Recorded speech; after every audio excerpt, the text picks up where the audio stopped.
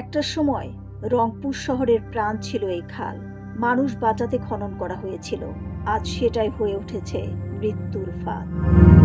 19 দশকের শেষের দিকে ম্যালেরিয়ায় ভয়াবহ প্রাদুর্ভাবে বহু মানুষ প্রাণ হারান। তাদের মধ্যে ছিলেন জমিদার পরিবারের মাতা মহারানী শ্যামা সুন্দরী। তার স্মরণে এবং শহরকে বাঁচাতে রাজা জানকী বল্লভ সেন খনন করেন এই শ্যামা সুন্দরী খাল। কিন্তু আজ রংপুরের বুক চিরে বয়ে যাওয়া সেই ঐতিহ্যবাহী খাল পরিণত হয়েছে ময়লা আবর্জনার ভাগাড়ে।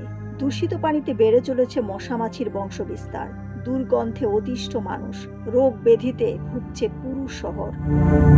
সংস্কারের অভাবে খাল হারাচ্ছে তার গভীরতা ও প্রশস্ততা।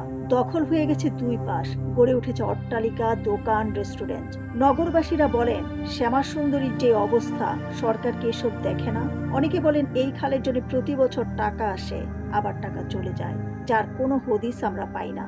মশার জন্য দাঁড়িয়ে থাকা যায় না। শ্যামা সুন্দরী খালের এই যে অবস্থা, আমাদের তো একটা পরিবেশ আছে, আমরাও তো মানুষ, কেন সরকার কি এগিয়ে দেখে না? এই খালের জন্য প্রতি বছর শুনি যে টাকা আসে, আবার টাকা চলে যায়, কার তত্ত্বাবধানে আসে, কে করবে, এটার কোনো হদিস তো আমরা পাই না।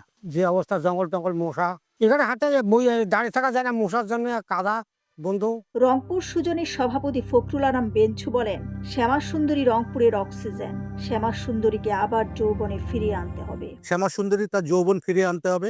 শ্যামা সুন্দরী হচ্ছে রংপুরের একটা অক্সিজেন কারখানা। সেই অক্সিজেন কারখানাকে আবারও তার পূর্ব জীবন ফিরিয়ে আনতে হবে। রংপুর পানি উন্নয়ন বোর্ডের নির্বাহী প্রকৌশলী রবিউল ইসলাম বলেন, শ্যামা সুন্দরী কেন্দ্রিক ছোট একটা প্যাকেজের কাজ চলছে, তবে এই খাল নিয়ে বৃহৎ আকারে প্রকল্প পরিকল্পনা করা উচিত। সিটি কর্পোরেশন থেকে একটা প্যাকেজের কাজ চলমান রয়েছে।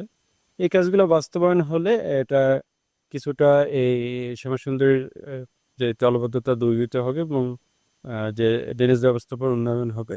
তবে এই শ্যামা সুন্দরী কেন্দ্রিক এটা আসলে আরো বৃহৎ আকারে প্রকল্প গ্রহণ করা প্রয়োজন। রংপুর নগরীর যতগুলো প্রধান পাড়া মহল্লার প্রত্যেকটিতে শ্যামা সুন্দরী খাল ছড়িয়ে গেছে।